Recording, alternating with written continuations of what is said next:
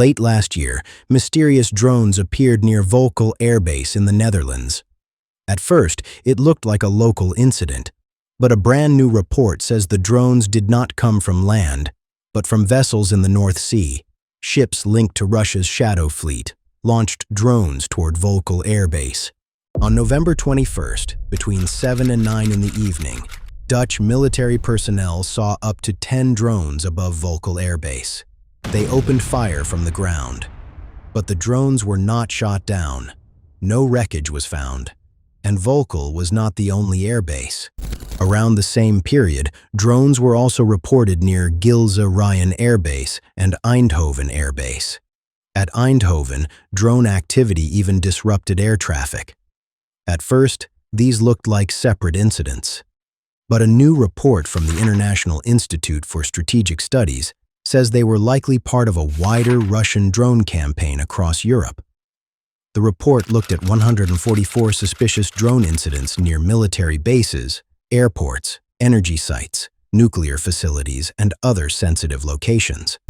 According to the report, Russia likely used ships from its so-called Shadow Fleet to launch and recover drones. These vessels are often linked to sanctions evasion. They may sail under different flags, use unclear ownership, or operate in ways that make them harder to track. The drones were not necessarily used to attack.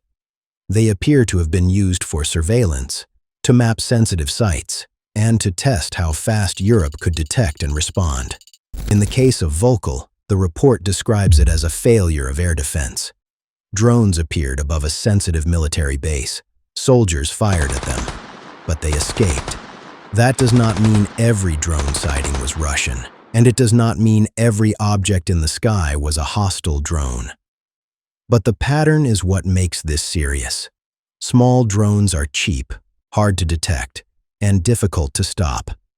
And if they can be launched from ships offshore, then the threat does not only come from land, it can come from the sea. For Europe, that creates a difficult question.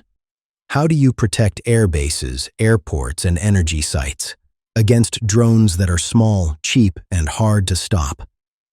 If this report is right, Volkel was not just a drone incident. It was a warning.